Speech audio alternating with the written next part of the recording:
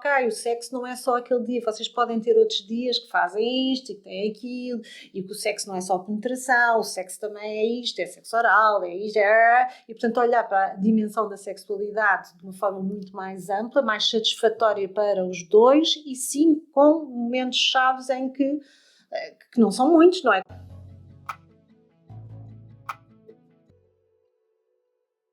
Olá, sejam bem-vindos a mais um podcast Viva a Vida com Fertilidade. Hoje a doutora Marta Crawford, sexóloga e psicoterapeuta, obrigado por aceitar o desafio de falarmos sobre sexualidade e fertilidade. E começo já a primeira pergunta, que é, tirou-se de sexologia e depois tirou medicina familiar ou terapia familiar. Porquê? O meu percurso, quer dizer, que começa com a psicologia, não é? E depois, entretanto, acabo por fazer um estágio no Hospital Júlio de Matos na consulta de sexologia, portanto, o meu interesse começa por aí, mas depois de fazer a licenciatura, senti necessidade de investir mais na minha formação e fiz uma terapia sistémica e familiar sistémica, foi mais 5 anos, exatamente para trabalhar com casais e juntar esta dinâmica que para mim passou a ser muito interessante, que era conjugalidade, a sexualidade, e portanto tem sido esse o meu trabalho. E foi um bocadinho fechar o ciclo. Foi. Tenho até um amigo que já veio aqui falar connosco, que é o Nuno Basílio, que tirou até acho que é mestrado ou pós-graduação em terapia familiar. Não sei onde é que ele tirou, mas na Sociedade Portuguesa... pronto, mas isso é a formação dentro da licenciatura ou do mestrado. Depois esta formação que eu estou a falar é na Sociedade Portuguesa de Terapia Familiar e Sistémica, portanto tem um registro. Pronto, tem uma parte prática, depois há uma parte teórica com casos práticos, horas e tudo isso. Sim. E é interessante, dentro da área da sexologia, depois muitos problemas dos casais são do foro sexual e então conseguiu interagir com essas... O que acontece muitas vezes é que nestas áreas da terapia familiar, e nomeadamente, por exemplo, na Sociedade Portuguesa de Terapia Familiar, por vezes o que acontecia é que a parte da sexualidade não era incluída na própria formação. É como se fosse um tema à parte, não é? As pessoas faziam ou uma formação em sexualidade, foi o que aconteceu, também fiz uma formação dentro do tema da sexualidade e depois... Mas era como se fossem entidades diferentes, o que para mim nunca fez sentido. Eu a certa altura era a única terapeuta em Lisboa que tinha as duas formações, ou seja, era terapeuta familiar e de casal, e sistémica, e sexóloga, e portanto juntava as duas, era o melhor dos dois mundos, no fundo, porque eu trabalhava os casais, não só nos temas da sexualidade, mas da intimidade, da comunicação, do capto, do periquito, não é? Todas as coisas que incomodam os casais e que os fazem às vezes não estar muito bem. Sim.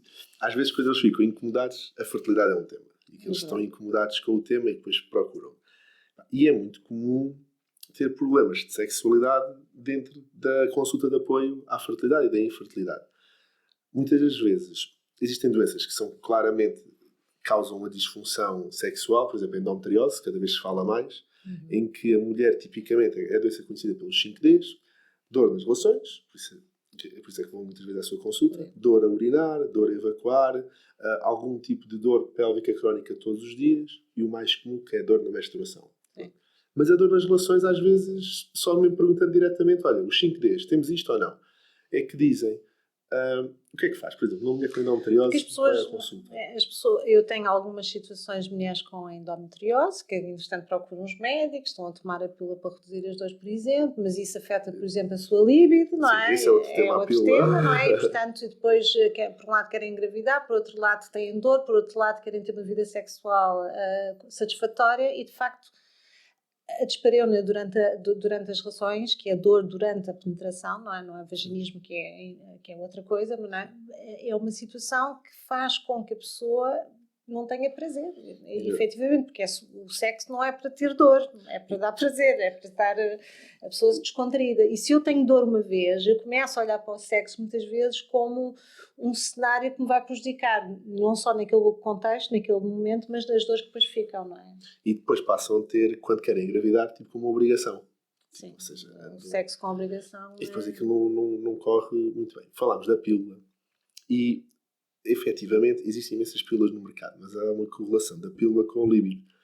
Nem todas dão, cada mulher é uma mulher, cada pílula é a sua pílula, pronto. Mas é muito comum também as mulheres que fazem pílula há uma diminuição da libido. E um dos tratamentos de uma mulher com endometriose é terapêutico hormonal. E o que há no mercado são pílulas. Sejam DIUs, sejam implantes subcutâneos, seja a pílula oral, seja a anel vaginal, tem hormonas que afetam o nosso eixo hipotálamo hipófise. E então vamos ter menos lubrificação, menos desejo sexual, tudo isso. Outro grupo de casais que vem ter comigo são os homens, em que nós depois na consulta percebemos que existe uma disfunção erétil. Como é, na consulta, quando lhe aparecem, geralmente é menos comum, porque as mulheres falam mais disto do que os homens, certo? Não, Como eu é acho que já estão a aparecer mais? Sim, as questões da disfunção erétil, normalmente quando vão parar na minha consulta é porque claramente já passaram pelo urologista, porque as pessoas, os homens em particular, acham que se não têm uma ereção é qualquer coisa orgânica, têm mais dificuldade em aceitar que possa ser uma coisa psicológica. E é engraçado a propósito de exatamente uma questão de engravidar. Eu aqui há uns anos acompanhei um casal que ela queria muito engravidar e ele não queria assim tanto. Então, o que é que aconteceu? Ele passou a ter disfunção erétil. E, portanto, era a disfunção erétil que não permitia que houvesse uma relação com penetração, não é? Uhum. E que permitisse depois uma gravidez de uma forma natural, não é? E, portanto, havia razões que ele não conseguia parar com a parceira, porque ela queria tanto ser mãe, estava naquela fase, não é? Assim, aproximar-se de uma determinada idade, e, portanto, eu estou a falar deste caso, mas são todos muito diferentes, mas neste caso em particular era uma dificuldade daquela pessoa de se comprometer com a paternidade, não é? E portanto, pronto, entretanto a coisa ficou resolvida, mas nessa altura era essa dificuldade e o corpo reagia desta forma, à pressão. E num caso de um tratamento, há pressão de ter que fazer um tratamento com a hora marcada, ou com um dia marcado, ou com um desejo marcado, não é? No caso de um homem, apesar de ter uma certa vantagem do que as mulheres, são mais visuais, portanto, apesar de tudo, vem ali o objeto de desejo e não sei o quê, mas nem sempre, não é? Às vezes chega ali ao momento, à hora H e... Eu quase todos os meses, há pelo menos um caso que é nos tratamentos FIVs, estimulamos os ovários, depois quando os folículos estão bons, planeamos a punção, recolhemos os óvulos e a seguir de recolher os óvulos, ou a enfermeira, ou o embriologista, ou às vezes até eu, quando tenho tempo, por isso é que às vezes não vou falar sempre, está bem? Que às vezes tenho consultas e outras coisas não vou, mas geralmente a seguir à punção tento sempre falar com o homem. E digo, olha, tivemos 8 óvulos, 10 óvulos, agora o embriologista vai chamar para fazer a recolha. Mas ele, como passou aqueles 10, 15 dias a ver a mulher a tomar injeções, fez a punção e agora vai fazer a recolha e muitas vezes ele, por masturbação, não consegue fazer a recolha de sêmen. E nós o que fazemos, não há problema, congela-se os óvulos e vem cá no outro dia qualquer, mais tranquilo, sem estar sob pressão. Mas é um tema que acontece. É complicado. Eu não sei se vocês depois têm programas, não é? Às vezes para fazer determinados exames, não é? Relacionados com questões do foro sexual masculino, digamos assim. É preciso a masturbação, é preciso, e às vezes utiliza-se a pornografia para ajudar a que isso entusiasme e que seja possível de uma forma. Mas eu vejo muita gente a dizer-se, mas eu estou ali a olhar, ou com uma revistinha, tipo, é qualquer coisa completamente... Tipo uma espécie de casa de banho, com um lavatório. Tipo estar a fazer sexo com os pais com o copo ao lado, não é? É um bocadinho no sentido, não é? E, portanto, a pessoa, por muito que esteja a ver qualquer coisa, a ansiedade é tramada nestas coisas da funcionalidade sexual e, portanto, muitas vezes a coisa não acontece. Depois há essa frustração, não se fez ali, havia aquela expectativa toda. Depois aquilo correr bem, será que fui eu que fui culpado? Às vezes não é. Aquilo ia correr assim que sejam os ovos congelados ou não congelados, o que seja. Eu acho que todo este processo deveria ser todo mais, enfim, haver uma integração com uma psicoterapia para as pessoas poderem até falar com um momento exterior, como casal ou individualmente, as suas inseguranças, os seus medos, as suas inquietações, até de terem estratégias para se masturbar com graça ou para fazer, ou seja, tornar a coisa mais leve, quando a gente torna a sexualidade, quando é mais leve, quando tem um certo sentido de humor, as coisas tendencialmente correm melhor. Porque não é aquela coisa séria, aquela coisa que nos frustra, não é? Aquela coisa que nos parece que... De obrigação. E, por exemplo, um casal que tem infertilidade e vai à sua consulta, tem algum protocolo, algum padrão específico de abordagem? Ou vai sempre depender? Um casal, já aconteceu, casais que iniciam 2 processos em simultâneo, não é? Um tratamento de infertilidade e vêm à minha consulta. Eu fico sempre curiosa com isso, porque o meu protocolo terapêutico implica a proibição de terem sexo, não é? A partir de agora, vocês estão proibidos de ter sexo, não podem ter o sexo, qualquer sexo que vocês imaginam e que eu não saiba, ou vice-versa, eu não sei o que vão fazer o que eu vos digo. Hão de ter uma relação com penetração, mas não é agora. Portanto, vocês têm a certeza que é isto que querem. Portanto, estamos a falar de casais, tendencialmente, que têm uma vida sexual que não é satisfatória no sentido, seja porque há uma disfunção, seja porque há um vaginismo, seja porque há uma insegurança de iniciativa e de cerimónia, que o casal não consegue ter a iniciativa para ter a sexualidade, e, portanto, era fundamental que houvesse aqui um desbloqueio em termos da intimidade. Portanto, eu estou a trabalhar as questões da intimidade e da sexualidade, o que por oposição a se nós trabalhássemos em conjunto, sim, nesse sentido, o que é que seria o programa ideal? É transformar a vida, todos os tratamentos inseridos dentro de um protocolo que seja, ok, o sexo não é só aquele dia, vocês podem ter outros dias que fazem isto e que têm aquilo, e que o sexo não é só penetração, o sexo também é isto, é sexo oral, é isto, e portanto olhar para a dimensão da sexualidade de uma forma muito mais ampla, mais satisfatória para os dois, e sim com momentos chaves em que não são muitos, não é? Por mês, quantas vezes é que são os momentos chaves? É sempre difícil. Principalmente para quando tem crianças e já tem tratamentos e projetos. E mas o momento, aquele momento em que... de colocação, não, estamos a falar agora assim. Tipo, o que eu digo muitas vezes é, podem ter relações quando quiserem. Porque quando nós queremos é quando temos um folículo superior a 17 milímetros, okay, e dizemos, olha, damos o Ovitrel e tem relações no dia a seguir. O Ovitrel é para induzir o trigger, a ovulação. Sim. E tem no dia a seguir e no outro dia. Mas até lá, tenham quando quiserem. Portanto, normalmente são 2 dias. São 2 dias, aquele período ideal de... Pronto, são 2 dias. São 2 dias, há aquele período... Apesar dos espermatozoides estarem na trompa, reportados até 7 dias. Claro que depois perdem qualidade. Sim, mas, sim. Por exemplo, um casal que tem 2 em 2 ou 3 em 3 dias relações, não é preciso andarmos preocupados em fazer os testes de LH, aqueles testes para ver a ovulação. Já deve ter doentes na consulta por isso. Porque depois aparece a ovulação, olha, é agora que estou a ovular, vamos agora ter relações. E às vezes o homem não consegue, porque naquele momento, naquela hora, está sob a pressão de ter relações. Mas é o homem e a mulher, isso é, agora tem que ver, ou seja, a mulher também precisa de ser estimulada, não é? E o que eu acho é que depois há ali uma confusão, ou seja, o que está na cabeça das pessoas é que eu tenho que penetrar e tenho que ejacular, e é esse o propósito, e estraga um bocadinho o momento. Podia ser um momento mais sentido e mais interessante para os dois, até para ficar histórico. Foi naquele dia, foi naquele sítio, nunca mais me esqueci. Filho, tu és mesmo meu rico filho, tu lembras-me aquela.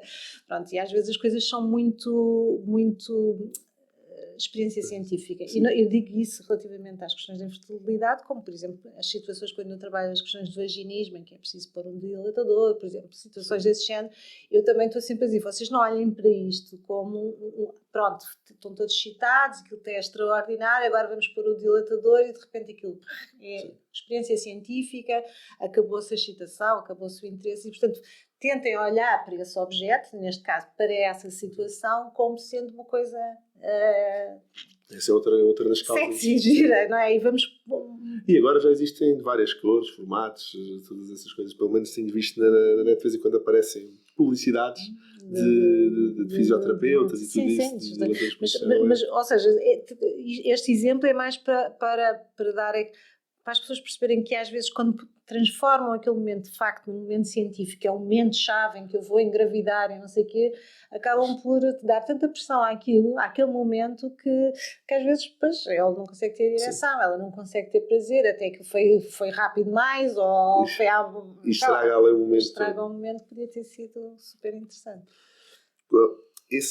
Dentro dos tratamentos de infertilidade, dividimos em 2 grandes grupos. O primeiro grupo, que é os coitos programados e as inseminações, e o segundo grupo são as FIVs. Dos coitos programados e das inseminações, é aquela questão daqueles 2 dias. Ou seja, quando nós, geralmente, no coito programado, o que é que fazemos? Uma mulher geralmente tem um ciclo de 28 dias. Pode fazer ou comprimidos ou injeções. No início do ciclo começa a fazer os comprimidos ou as injeções e depois vamos medir os folículos. Quando temos um folículo grande, damos o Ovitrel e dizemos agora vou namorar. Pronto. E é esse também ambiente que fica mais desconfortável para o casal, porque às vezes passa o tratamento todo sem ter nada e à espera daquele momento, mas na verdade a qualidade espermática piora quanto mais tempo se não houver ejaculações. Por isso, são 2 a 5 dias.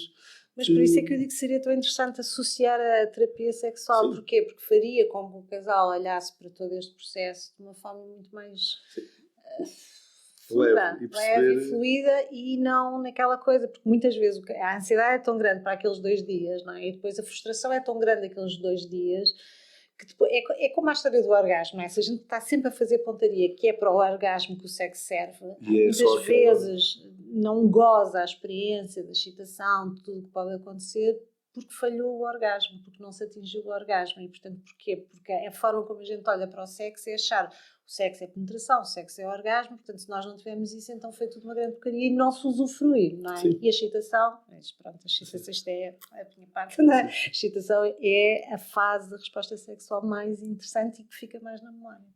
Sim. E que dá os grandes orgasmos históricos, pronto. Os outros são só assim. Provavelmente nestes 2 dias não vão dar porque... Mas podiam dar se fosse todo um sistema em que o casal tivesse a preparar, não é? Esse namoro não fosse de um dia para o outro, mas fosse durante imenso tempo, e se as pessoas sentissem a perceber que essa química e esse estado de enamoramento seria muito mais proveitoso até para a situação em si, não é? Porque está mais descontraído, não há tanto stress, não é? Se calhar as coisas seriam mais interessantes, não sei. Há pouco falou do tempo. Geralmente, quanto tempo é que os casais que recorrem à consulta demoram até sentirem-se satisfeitos e os resultados associados à terapia? Uma terapia sexual normalmente são 6, 7 fases, espaçadas de 15 em 15 dias. Estamos a falar de 6, 7 consultas. Começa com uma consulta de casal, depois eu vejo individualmente o casal ou uma pessoa individual, pode aparecer uma pessoa individual, então eu vou ver o outro elemento, não é? Sim. Isto quando são casais, não é? A terapia sexual também se pode fazer individualmente, mas pronto, tendencialmente as várias questões da sexualidade, a única que leva mais tempo é claramente a situação de vaginismo, depois existe o protocolo dos dilatadores, mas normalmente são 6, 7 fases. É possível, se as pessoas tiverem as duas empenhadas na terapia, que neste tempo, que estamos a falar de uma terapia muito rápida, não é? A maior parte dos protocolos de psicoterapia são muito maiores. 6, 7 fases significa 3 meses e tal, 4, não é? E, portanto, se o casal estiver empenhado, se corresponder àquilo que eu digo, se não começar a arranjar desculpas do gato, do periquito e do cão, as coisas fluem, e é muito interessante ver os casais a renovarem completamente a sua forma de estar sexualmente. É muito, muito interessante. E isso, eu já tive muitos casais que passaram por processos de fertilização e que se desconectaram porque aquilo foi muito exigente, porque houve muita frustração até conseguiram, mesmo aqueles que conseguiram logo, houve muito esse protocolo dos coitos programados, não é? E de repente perderam essa dinâmica, essa espontaneidade, essa leveza, até essa capacidade de olharem para o sexo de uma forma sexy e não com aquele objetivo da procriação ou daquele objetivo. É quase como se, então agora já conseguimos o nosso objetivo, portanto agora é quase como se já não houvesse propósito, não é? E é interessante. Mas geralmente 3 meses, pronto. 3, 4 meses, sim. Okay. E depois fazemos aqueles 2 dias, por exemplo, nos coitos programados, relações naqueles 2 dias, a seguir ao Ovitarel, que é da ovulação, e depois iniciamos uma fase que é a fase lútea, que é da progesterona. Que naquela fase pode ter relações à vontade, não há problema nenhum. No bom cenário, já houve fecundação do óvulo, vai haver gravidez, tudo isso, mas há muitos casais que têm naquele momento da ovulação e depois tem medo de perder qualquer coisa. E depois não fazem nada, tanto com os coitos programados como com as transferências. Há um mito, agora tanto para as transferências, das FIVs. A FIV, nós retiramos os óvulos, fecundamos o óvulo com o espermatozoide e ficam 5 dias na incubadora. Passado 5 dias transferimos para o útero. E ainda há um bocadinho um mito de dizer, posso ter relações ou não posso ter relações. É preciso repouso ou não é preciso repouso. De forma natural, o que é que acontece? O óvulo rebenta, vai para a trompa, há lá espermatozoides e depois o embrião faz o circuito todo da trompa e implanta. Se nós já estamos a colocá-lo no útero, não é preciso estar com grandes cuidados e pode ter relações à vontade. Mas ainda ontem um dos casais perguntou, fiz uma transferência e eles estavam a dizer, então em relações podemos ter? Eu, sim, podem ter, não há problema nenhum. E as enfermeiras disse, cuidado com a intensidade. Eu, é relativo, pronto, não há nada assim científico que diga moderar. É isso, o que importa é o casal ter uma relação sexual aceitável. Porque eles depois também, os resultados dos tratamentos FIVs rondam os 30%. Gerir um resultado negativo, e de certeza já teve na consulta esses casos. Sim, imensos, sim. é pesado. E E depois, se ainda por cima, se eles associar não haver sexualidade ainda Sim, pior isso e não fica estão muito tudo... próximos. É porque há uma coisa que é interessante, as pessoas, mesmo situações que não têm nada a ver com isto, mas depois de gravidez ou durante a gravidez, o medo que as pessoas têm de perder, não é? Muitas vezes, mesmo que tenham indicações médicas, não pode fazer qualquer coisa, por vezes é preciso especificar que não pode haver coito Sim. com não sei o quê, mas pode haver sexo oral, pode haver beijos, pode haver festas, pode haver masturbação, pode haver muitas coisas. E Tem a que se sexualidade explicar não é às só- vezes sim. se o quê? O problema é o orgasmo ou o problema é a penetração? E às vezes não se fala muito sobre isso. Não é? Contra mim, contra os médicos, falamos muitas vezes, por exemplo, uma placenta prévia. Está grávida, tem uma placenta prévia. Recomendamos não ter relações. Mas é relações vaginais, tudo o resto. Então tem que ter a sua sexualidade. Mas as pessoas ficam... Mas o que ouvem é isso, ou seja, é melhor não. Por isso é um cuidado que eu acho que os médicos deviam ter, que era especificar o que é, porque... O que é permitido? Não? Porquê? Porque na cabeça das pessoas sexo é penetração. Logo, se não é possível ter penetração, então não há espaço para mais nada. E esta é a grande confusão do mundo inteiro, que é fazer esta ligação sexo é penetração. E sexo é muito mais do que isso, não é? Portanto, os casais têm que aprender e têm uma paleta de comportamentos que os faz ter intimidade, proximidade, essa gestão da dor quando ela existe, ou a gestão do dia seguinte, essas coisas todas. E, portanto, se os casais olhassem para a sua sexualidade como uma paleta de cores, com muito mais cores do que aquelas que têm efetivamente, que colocam, não é? Que é sempre assim, é sempre aquele mesmo script, se calhar, não conseguiriam gerir melhor os tempos em que eventualmente tem alguma contenção relativamente à penetração, mas podem fazer outra coisa e é tudo mais aliviado. Mas isso os médicos são os sábios dali, não é? Se têm que lhes dar essas dicas, porque às vezes o casal tem dúvidas para tudo, não é? Sim. Não quer. Muitas das vezes faz os tratamentos e depois ficam grávidos. E quase quando é que podem dizer que está a correr tudo bem ou não? Geralmente é no final do primeiro trimestre, às 11, 12 semanas de gravidez. E às vezes passam aquele primeiro trimestre sem qualquer tipo de relação, porque só estão focados naquilo e não há qualquer sexualidade porque têm medo das coisas correrem mal. E é um bocadinho... E depois interfere na dinâmica do casal, inevitavelmente. Sim. Se tive muito tempo e tenho medo, porque no fundo isto tem um medo associado. Mesmo passaram uns 3 meses, o médico já disse, está tudo ok, fantástico, e depois parece que há assim, mesmo assim, há ali um receio qualquer e às vezes é dela, às vezes é dele, Sim. não é? Enfim. Às vezes dele também pode acontecer, porque ele depois parece que sente um sentimento de culpa. Casais que já têm tido, por exemplo, um aborto e associam a ter a relação no primeiro trimestre, raramente voltam a ter relações no primeiro trimestre, porque há um sentimento de culpa, dizer, isto correu mal porque tivemos relações, quando não tem nada a ver. Sim. Mas fica ali um bocadinho... Com peso, e as pessoas não conseguem resolver porque muitas vezes, em situações em que as pessoas têm situações de aborto, o que é certo é que pronto, é assim, não se trabalha muitas vezes essa perda, como se fosse uma perda menor do que uma perda real de um filho que nasce ou não sei o quê, não é? E as pessoas que queriam muito engravidar, ou mesmo que não quisessem engravidar, mas que estão e que têm uma perda de um aborto, não é? Inesperado ou não sei o quê, isso tudo tem um impacto na vida da pessoa e devia ser psicologicamente trabalhado. E na sua consulta, quando tem esses casos assim dos abortos, nota que demora mais tempo? Mais do que das 3 semanas a ter o resultado? Eu acho que, acima de tudo, o tempo de duração de uma terapia, o protocolo é um protocolo curto, exatamente porque temos 2 pessoas e eu estou também a trabalhar com a motivação delas. Há sempre uma mais motivada que outra. Há pessoas que entram na terapia, mesmo com situações dramáticas, sei lá, estou a pensar pessoas vítimas de violência, uma delas de violência sexual, e que a priori a gente pensaria que se calhar isto vai durar muito mais tempo do que este protocolo, porque isto é tão horrível, não é? E as pessoas têm a ver com a motivação que elas têm. A gente muda quando quer mudar e quando sente que a mudança de facto é uma coisa proveitosa, não é? Senão ficamos ali e às vezes fazemos as coisas pelo outro, e isso é o primeiro erro. Nós temos que começar em nós e depois é que somos 2, não, primeiro somos um, não é?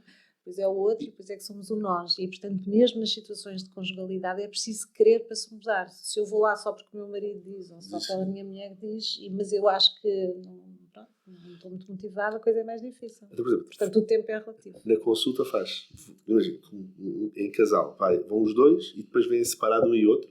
E depois voltam os 2? Se vierem os 2, eu ouço a problemática, muitas vezes é a questão sexual, outras vezes é a comunicação, é a sogra, é a herança, é o que for, não é? Portanto, E eu quero saber mais coisas, porque eu, apesar de fazer uma terapia sexual, eu sei que tudo influencia aquilo. Portanto, eu quero saber a história da vida das pessoas e por isso depois vejo-as sozinhas, porque eu quero ter a certeza para já que tenho possibilidade de fazer terapia, porque há muitos segredos que às vezes me são contados e a consulta individual é confidencial, portanto aquilo que é o conteúdo daquela consulta eu não partilho, não é? Mas também posso avaliar se é possível ou não fazer uma terapia de casal. Se me disserem, não, eu tenho outra, eu não vou fazer terapia, isso é uma das razões que me impede, não é? Ou seja, eu quero a coisa, mas eu quero é a outra razão. Eu disse, eu não faço trios, terapia trios, e portanto eu digo, ok, então vai ter que falar com o seu parceiro ou com a sua parceira e justificar porque é que eu, terapeuta, não vou... Mas eles sabem, muitas vezes eu digo logo a priori, mas depois não posso ser eu a contar os segredos das pessoas. Mas pronto, mas normalmente essas consultas individuais, à parte disto que eu disse agora, que se calhar não interessa muito, mas é conhecer melhor a pessoa, a história da vida, desde pequenina, se houve algum fator, como é que começou a vida sexual, como é que não começou, fatores familiares que eu possa utilizar depois para beneficiar a terapia.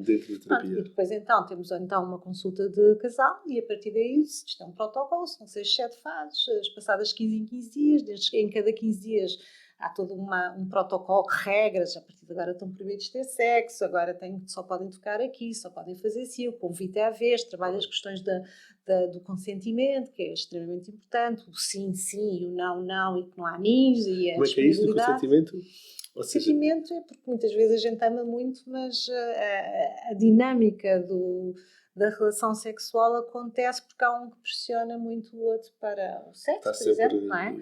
Ou para um determinado comportamento e o outro vai cedendo, porque na dinâmica amorosa, relacional, a pessoa prefere ir ao castigo do que dizer que não, porque não tem sempre aquela coisa da tampa, já não gostas de mim, ou do outro reagir mal e não sei o quê. Portanto, muitas vezes, e eu vejo isso como enfim, é tipo ponto que acho que são poucos os casais que eu vi ao longo desta dezenas de anos que não acontece essa dinâmica e que é, de alguma forma, haver uma pressão e uma cedência. A cedência dá cabo da libido, dá cabo da excitação, dá cabo e mesmo dá cabo. Se for persistente, se for uma vez, pronto. E o consentimento do sim é...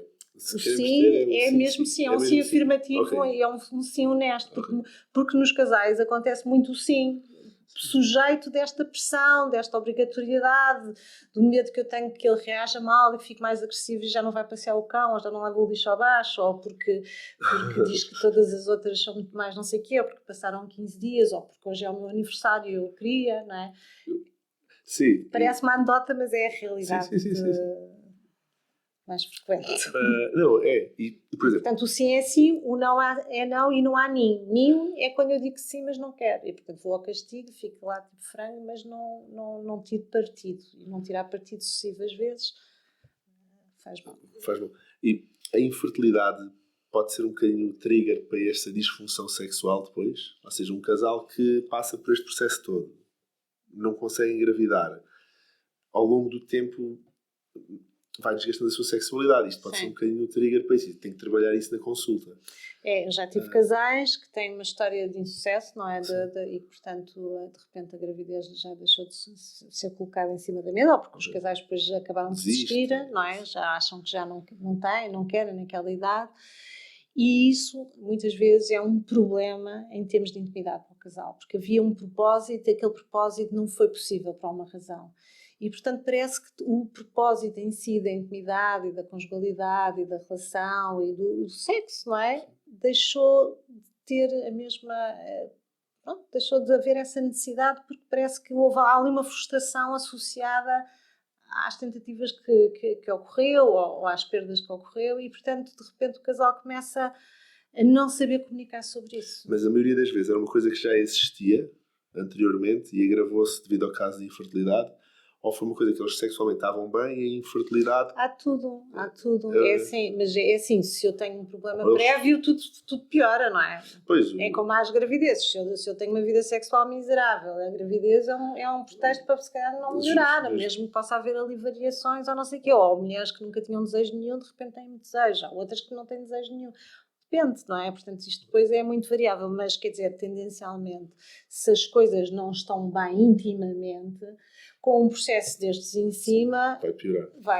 quer dizer, a previsão é que pior, quer dizer, só um milagre, só se a satisfação do sucesso, mas se for insucesso ou se não for possível, portanto há ali uma frustração. E portanto os casais muitas vezes ficam ali na corda bamba, se ficam, continuam, não há propósito, depende de cada pessoa e da vontade.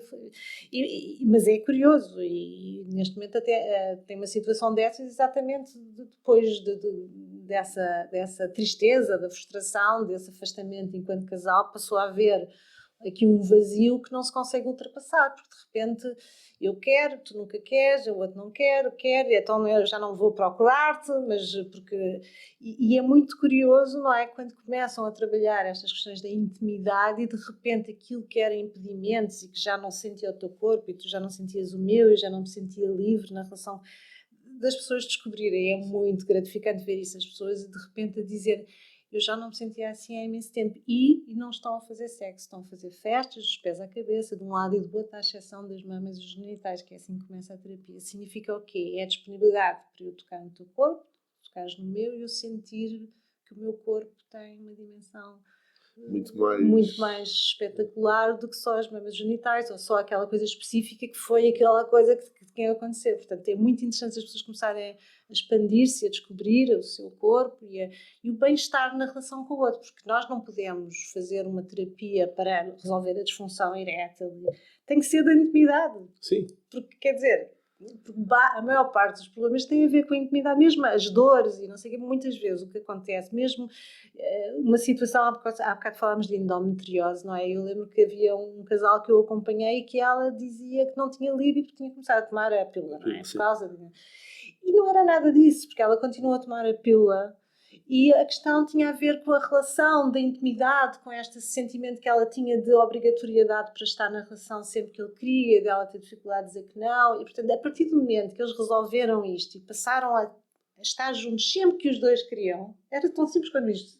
A coisa passou a ser extraordinária, porque ela estava sempre disponível, sempre que ela queria, e sabia que podia dizer que não queria, que não era dizer que não gostava dele, era dizer claramente que não o tal estava... sim. O tal sim, ou seja, e o não, ou seja, hoje por alguma razão na minha vida me apetece, e não há problema, não é? Continuo a amar muito, mas...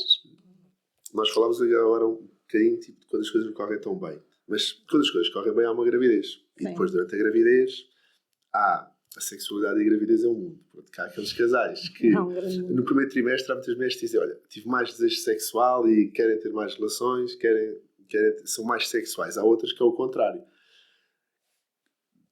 Vigia grávidas e na consulta. Dentro da gravidez, qual é que é a recomendação que dá? Eu, dentro da gravidez, eu normalmente não gosto de fazer terapia durante a gravidez. Pronto, mas há situações em que a relação não está bem e que as pessoas pedem para fazer, porque existe muita possibilidade de não continuidade. Porque, ou seja, porque para já há muitas variações durante a gravidez, depois é uma fase XPTO da mulher e, portanto, às vezes é muito difícil corresponderem a tudo o que eu quero que façam, não é? E às vezes acontece que, entretanto, o bebê nasceu e nós ainda estamos na fase em que qualquer coisa ainda não podia... Bem, pronto.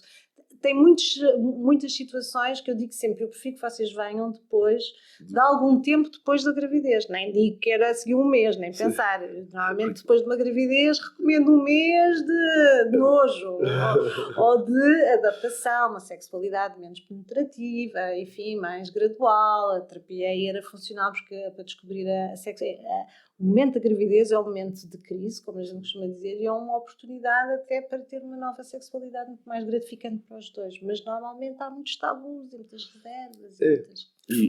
E no parto, após o parto, é normal. As mulheres estão com as hormonas em altas. Está a amamentar, não dorme.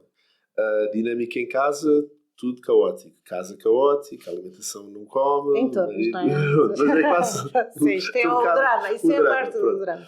E depois por isto aí a sexualidade, que muitas vezes, às vezes, no terceiro trimestre não existe sexualidade, porque é uma fase também pesada, principalmente agora no verão, com calor, edema, tudo, mais desconforto. Por exemplo, passado o mesmo entre quase todos os casais, pode ter algum problema sexual e disfunção sexual logo na primeira infância das crianças. Sim. Os pediatras definem no primeiro ano de vida da criança. Sim. E aí deve ter um pool de pacientes que recorrem nessa fase. Passa, em vez de ser um mais um, passa a ser um bebezinho e os sonos do bebê e tudo isso. Tudo isso interfere muito. A questão do bebê na cama, no bebê no quarto, o receio de acordar. Qual é a sua opinião disso? Ou cada casal é um casal? Eu acho que há uma primeira fase que o bebê dá bem jeito de estar no quarto, obviamente para haver mais descanso também, mas quer dizer, mas depois a certa altura tem que se pôr a criança para ela começar a também adaptar-se a estar no seu próprio quarto e para o casal passar a ter vida sexual e íntima, porque muitas vezes o bebê dentro da cama é um pretexto para não se iniciar ou não se ter vida sexual, mas é um pretexto fácil de entender, não é? Sim. Nós há coisas que, se estiveres doente, é mais fácil de entender se não há atividade sexual. Se o bebê chorar e estiver doente, é mais fácil perceber porque é que não há sexo, não é?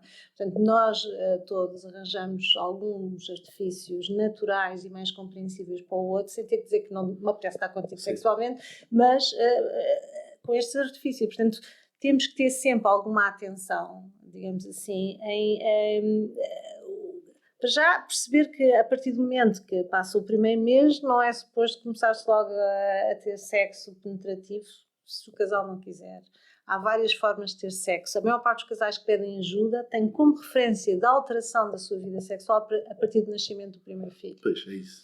Não é? Significa o quê? Porque houve pressão, houve expectativa por parte do parceiro, parceira, para começar uma vida sexual, a mulher ainda não estava preparada para isso, a progesterona, o leite, a libido reduzida, a secura vaginal, aquela ideia de voltar tudo ao normal, o eterno regresso à juventude, àqueles tempos em que nós éramos sexualmente, fazíamos sexo todos os dias, e portanto há essa ideia muito instituída e portanto às vezes faço muita pressão para de repente, passado um mês, começar-se uma vida, e às vezes os médicos falham redondamente nisso, não é? Porque dizem, ok, pode ter sexo, não é? Está tudo bem, aqui por baixo está tudo certinho, mas isso depois cria pressão no casal, porque alguém superior, que é um médico, não é?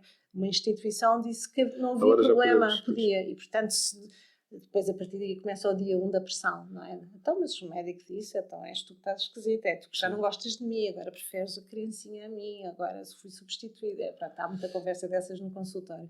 Mas é preciso perceber que de facto há uma mudança tremenda, o cansaço é tremendo, as hormonas também não são favoráveis. Se a relação não é boa conjugalmente, também ajuda. Quem é que quer ter sexo com alguém que é um filho da mãe? Ou uma filha?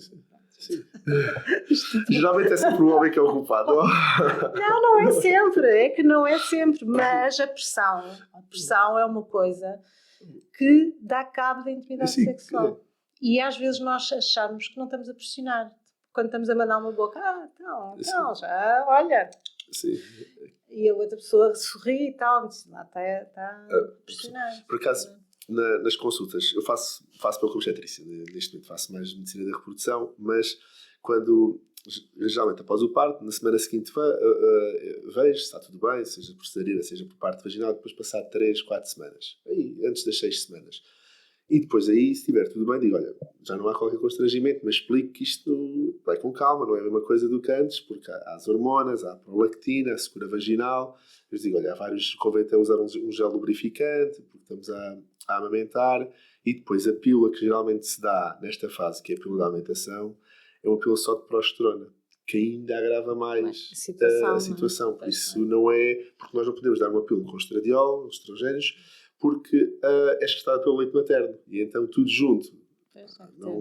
Temos ali uma bomba, não é? Eu às vezes digo, pois, estar a amamentar é logo sinal que a pessoa depois não se fala muito disso, pelo bem que a amamentação faz ao bebê, mas efetivamente se o leite está a sair, provavelmente a libido está a descer e a lubrificação está a descer, mas pronto. Mas depende, eu vejo mulheres em que dizem que não, que estavam desejosas ao fim do mês e até se fosse antes, portanto, há muita variação da opinião, a tendência não é essa, a tendência é um ano, vou repetir, um ano de adaptação à maternidade e a nova forma de ser família, não é? Porque a dinâmica muda, se somos 2, fazíamos tudo e não sei o quê, se somos 3 e um chora e é totalmente dependente, eu não consigo ser exatamente igual ao que era ao meu parceiro, não é? com toda aquela carga que tem, e ainda mais as mães de primeira linha, não é? Sim. Que é tudo uma ansiedade, ou pronto, querem que corra tudo muito bem, não é? Sim. E os pais também, quer dizer, eu acho que quando o casal funciona bem em equipe, isto tudo é ultrapassado, e ninguém vai para o consultório por causa disso. Sim. É o tempo, é a conversa, mas depois depende dessa capacidade dos casais comunicarem bem e dizer, não me sinto bem, vamos só fazer isto, vamos só fazer aquilo.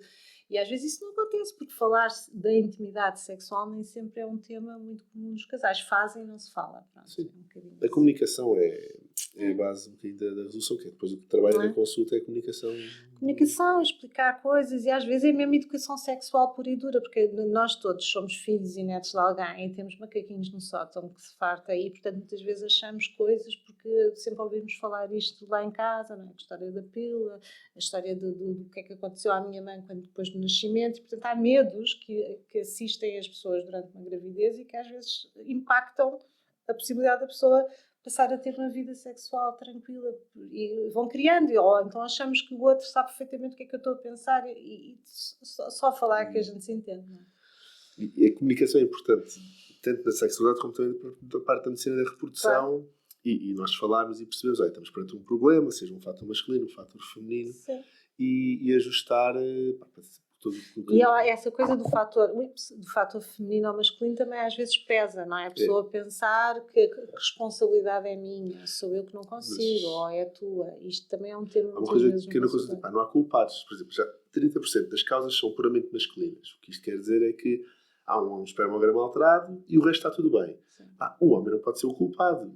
Uma mulher com endometriose, está tudo bem que tem as trompas obstruídas. Não é a mulher que é culpada, é um problema de casal. Sim. E eu te digo mesmo que não há culpados no processo. Não, mas isso aí dizemos a mesma coisa, porque, por exemplo, quando um casal vem, que até pode haver, eu achar que és mais tu do que eu, que tens o problema, tu é que tens a disfunção erétil e eu não tenho, ou vice-versa, ou qualquer coisa, eu digo sempre ao casal, é uma máxima que é muito importante, é assim, aos meus olhos, vocês são nunca falem culpa, porque a culpa é muito católica, vocês são responsáveis por esta situação. Não sei qual é a quarta parte, mas são os dois responsáveis por estar aqui nesta situação e estarem aqui à minha frente. E são os dois responsáveis pela resolução. Sim. E, portanto, isto é 50-50 aos meus olhos. Portanto, não vale a pena dizerem que a culpa é tua ou a culpa é dele, porque para mim não é assim que funciona. Não, e aí que se consegue resolver. Porque não se resolve a culpa. O quê? A culpa passa para o outro a responsabilidade da solução. E nós, num casal, e também nesta questão da fertilidade, percebemos os dois, não é? Os dois, quer dizer, quando é uma coisa feita de casal. Eu noto que parece que há um peso maior sobre a mulher. Sempre houve, então, a mulher é desgraçada a história. Sim, claro. Mesmo havendo fator masculino, para há um sentimento de... É de que eu tenho alguma coisa, porque se eu até pode ser masculino, mas eu já vi mulheres a dizerem que o problema é delas para não pôr o marido em xeque. Pois, e é um as mulheres são tão mãezinhas nestas coisas que até são capazes de dizer que o problema é delas, nestes casos, para não pôr em xeque o parceiro, porque parece que isso tira-lhe a masculinidade. Estamos neste ponto, em algumas situações. Mas, quer dizer, isto não é o que diz. Se há um problema, ninguém foi responsável por isso. Nós todos somos o que somos e não...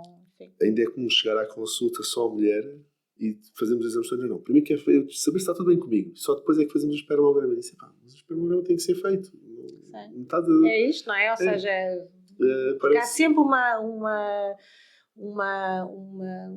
ideia, mesmo no casal, que se não engravida é e também por ela. Tem esse sentimento, quando há uma disfunção sexual, que há mais, a mulher sabe que tem mais um peso sobre essa disfunção do que o homem, ou não sente tanto isso nas consultas? Mas no caso de uma gravidez? Na sexualidade. Nos casais que vão ter consigo, se nota que a mulher se sente mais culpada por essa disfunção sexual. A mulher tem dificuldade em entender a disfunção sexual erétil masculina. Porquê? Porque nós temos outra vez, não é? Este ambiente misógino masculino que é, os homens estão sempre prontos. Os homens têm sempre ereção. Os homens que estão sempre prontos, todos os dias, a todas as horas, e querem ser muito sexy e têm sempre uma ereção muito coisa e fazem... Há esta ideia. E quando não têm é porque não gostam de... Ou não gostam de...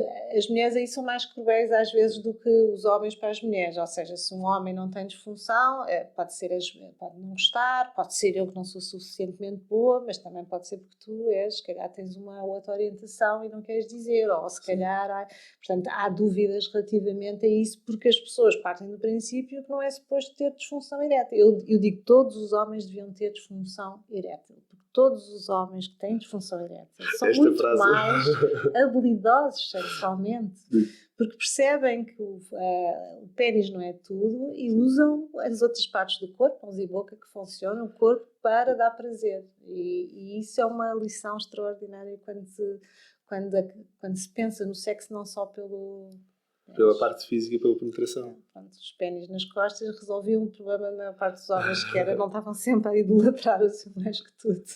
Não, isso é interessante porque ao longo da vida, e não, nós na ginecologia temos a parte da adolescência, depois a parte da medicina desportiva e depois a parte da menopausa. E o homem tem a parte da andropausa. E é giro ver, eu mais uma vez não faço agora tantas consultas de menopausa, mas ver às vezes um casal que vem, a mulher já está na menopausa, e tem a sua sexualidade e explica que as coisas estão melhores agora do que estavam quando eles eram mais novos. Parece que... Sim, as mudanças levam mais tempo, não é? Tem algumas transformações. Sim. A menopausa, as curas também, as atrofias não posso dizer marcas, mas próprios o estradiol vaginal, essas coisas. Mas no caso masculino, por exemplo, um homem com uma ejaculação prematura rápida, não é? Com a idade fica um homem fica mais, consegue conter mais, porque é tudo mais demorado, não é? Aquela rapidez, ou também a ansiedade se altera, porque muitas das vezes a ejaculação prematura também decorre da ansiedade, não é? Do início da sexualidade com muita ansiedade, a ansiedade daquela parceira ou parceiro, não é? Porque são mais, tem que ser logo extraordinário, e a ansiedade acaba de facto da disponibilidade, da ereção, da ejaculação, e portanto muitas vezes o que a gente tem que trabalhar é a ansiedade, não é? Depois o resto funciona. E às vezes essa dinâmica da conjugalidade que leva a sentir determinadas coisas que o faz ficar aflito e, portanto, fica naquele momento há ali uma descarga de adrenalina, pronto, não há nada a fazer, pronto, ou não tem ereção, ou é tudo muito rápido e pronto, e depois fica ao ônibus, é muito rápido. Portanto, às vezes tem que se mudar a forma como se olha para a situação. E é tão engraçado quando isso acontece, de repente parece que as pessoas ficam muito mais leves, muito mais libertas e funciona. Não é à toa que às vezes quando não acontece nada, quando não estão mesmo à espera de ter sexo, ele corre bem. Ele teve ereção, porquê? Porque não estava, era impossível ter naquele dia. Portanto, as coisas decorreram sem aquela vais falhar, não vai acontecer, não é aquela medo de antecipação do erro e não sei o quê, portanto a pessoa já se prepara para falhar. E quando a pessoa é tudo muito inesperado, porque era num sítio que era inesperado e que não podia ser, e não havia tempo, e de repente por alguma razão aconteceu, ou de repente é aquela coisa, afinal isto funciona. Sim, claro, o que está a pesar aqui é muita ansiedade em cima das nossas cabeças, não é? Das vossas. Sim, não, e às vezes correlacionar a fertilidade com a sexualidade é importante. Eu acho que ou seja, às vezes as coisas estão um bocado, eu acho, nestas áreas, às vezes as coisas estão um bocadinho... Cada um faz o seu trabalho. A sua quinta, faço isto. E se houvesse... Porque, por exemplo, eu, dentro deste tema da sexualidade, eu tenho a ginecologista, com quem muitas vezes mando os meus casais, ou individualmente, a neurologia, a endocrinologia, a medicina, não sei o quê. Porquê? Porque nós, de facto, devíamos trabalhar muito mais em equipa, porque às vezes cada um, o psiquiatra vai prescrever um antidepressivo, mas vai logo dar aquele que acaba com a libido. Acaba logo, não há. Porquê? Porque a pessoa foi ao médico e só falou do seu problema, a sua tristeza, não é? Não falou de que também está numa relação e que tem receio, apesar disso, de perder essa disponibilidade e não sei o quê. Portanto, de repente eu tenho um psiquiatra a acabar com a libido daquele casal, depois tenho outro que dá uma prescrição porque é uma doença qualquer, e às vezes é a responsabilidade das pessoas individuais de só contarem uma parte da história aos médicos, não é? Se eu só conto uma parte ao médico psiquiatra, ele vai tratar dessa parte. Isso, se ele não tiver uma visão sistémica do todo, o que significa que ele vai tratar aquela parte, mas se calhar está a criar um problema do outro lado. E, portanto, pronto, isso tem a ver com a minha formação, que é sistémica, portanto, por isso é que eu digo, apesar do problema poder ser sexual, eu tenho que ver como é que é a vida, como é que é as tarefas domésticas desta gente lá em casa, quem é que faz mais? Eu estou assim, Portanto, eu tenho que interferir, não é? Se a avó que não sei o que está doente, se a pessoa está com uma doença qualquer, se eu estou à beira do despedimento, se não tenho dinheiro, tudo, não é? Eu tenho que ter isso em conta e tenho que aconselhar a fazerem ou não terapia, por exemplo, uma pessoa em burnout. Não é o momento para fazer terapia sexual. Mas às vezes as pessoas querem, mas eu quero, porque eu quero. Eu assim, mas isso é por conta de risco, porque não é. Porque se eu estou em burnout, significa que estou com uma depressão em cima, estou incapaz de gerir a minha vida, se estou num processo que tenho que me erguer, ter pressão para fazer uma terapia sexual e correr tudo muito bem, em vez de melhorar, eventualmente criar aqui. E, portanto, eu normalmente desaconselho. Mas há pessoas que insistem, é como a história de gravidez, insistem, mas tem que ser, ok, vamos lá. Alguma coisa ajuda, mas não é o melhor momento. Não é o melhor momento. E vai demorar por mais tempo. Pronto, convém dividir as coisas. Mas criar essas parcerias, esses protocolos, é como um casal vem ter comigo e também faço um bocadinho a referenciação. Se tem doença tiroideia, envio para o endocrinologista. Se tem problemas de urologia com necessidade de biópsia testicular, envio para a urologia. Esta rede de contactos é importante, só que às vezes os casais vêm ter connosco e querem tudo para ontem. Pois, também é aqui um bocadinho o peso, o contrapeso. Sim, por um lado é essa coisa, quer dizer, pronto, depois depende dos sítios, não é? Ou seja, eu quando mando para alguém é fora do meu sítio, da minha clínica privada que eu faço, portanto há sempre um risco de repente o casal ficar do outro lado. A mim não me preocupa nada. Sim. Mas há muitas vezes as pessoas não fazem esse processo de referenciação exatamente porque não querem manter a pessoa ali dentro daquilo que são os serviços daquele sítio. E isso, às vezes, ou tem-se tudo ou não tem, só às vezes fica ali um déficit. Portanto, eu acho que nós devemos ter sempre, nós profissionais, sempre aqui uma rede que permite fazer este movimento exatamente para darmos uma solução melhor, não é? Mesmo que nos saiam da mão, não é? Pronto, enfim, mas faz parte. Então, aqui um resuminho do podcast. Falámos inicialmente da sexualidade e fertilidade, o impacto que tem no geral. Depois falámos endometriose e disfunção erétil masculina. Depois falámos dos coisas programadas, das inseminações e do stress que há nestes processos mais simples, nas FIVs e as relações nas FIVs e depois na gravidez, aquele primeiro ano, tudo isso. Coisas que eu fixei. O sim, pronto, ou seja, ter relações quando é o sim. Os dois têm disponibilidade real. Dentro do momento dos tratamentos por criança medicamente assistida, não se focarem apenas naquele momento de recolha de sêmen ou da punção, mas ter uma sexualidade em todo o processo, senão chega a um momento demasiado tensos.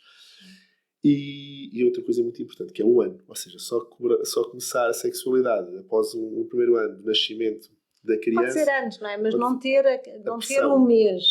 Porque as pessoas têm muita cabeça aquele mês depois, não é? Se houve uma episiotomia, se calhar já está sarado, já é possível. Mas é olhar para o sexo de um prisma muito pequenino e, portanto, pensar que é um ano de adaptação e que se houver menos pressão, tem mais facilidade de começar mais cedo, não é?